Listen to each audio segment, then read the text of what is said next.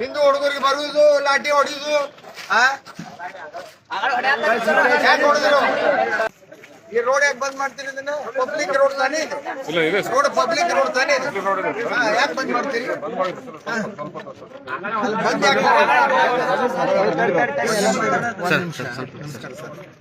ಅವರು ಸುಮ್ಮನೆ ಮೆರವಣಿಗೆ ಹೋಗುವಾಗ ನಿಮ್ಗ ಕಾಲ್ ಬಿದ್ದದ, ನಿಮ್ ಕಾನ್ಸ್ಟೇಬಲ್ ಕಾಲ್ ಬಿದ್ದದ. ಈ ರೋಡ್ ಬಂದ್ ಮಾಡೋದು, ಇಷ್ಟು ಮಂದಿನ ತಂದು ಆ ಮಸೂತಿಗೆ ನೀವು ಪ್ರೊಟೆಕ್ಷನ್ ಕೊಡೋದು ಎಲ್ಲಿ ಕಾನೂನು ಇದು? ಯಾವ ದೇಶದಾಗ ಐತಿ ಇದು? ಇದು ಸರಿ ಅಲ್ಲ. ಮೊದಲ 163 ತೆಗೀರಿ, ನೀವು ಮೊದಲ ಹೊರ ತೆಗೀರಿ, ತೆಗೆದು ಅಡ್ಡಾಡಕ್ಕೆ ಬಿಡ್ರಿ, ಅವ್ರಿಗೆ ಮುಚ್ಕೊಂಡು ಸುಮ್ಮನೆ ಕುಂದ್ರು ಅಂತ ಹೇಳಿ.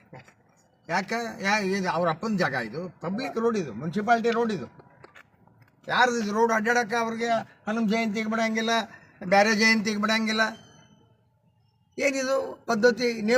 ನೀವು ಕುಂತ ಅವ್ರನ್ನ ಈ ನಮ್ಮನೆ ಈ ಮಟ್ಟಕ್ಕೆ ಏರಿಸಿರಿ, ನಿಮಗೆ ತೊಂದರೆ ಆಗ್ಯದ ನೋಡಿ. ಮಾತಾಡಿ.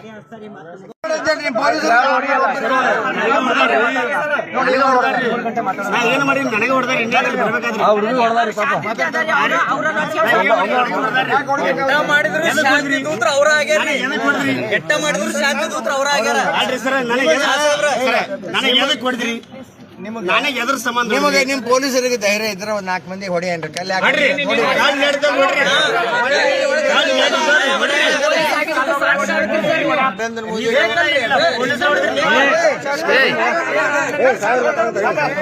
ನರೇಂದ್ರ ಮೋದಿ ಗೌರ್ಮೆಂಟ್ ಐತೆ ಅನ್ನೋದು ನೆನಪಿಟ್ಕೊಂಡ್ರಿ ಅವ್ರಿಗೆ.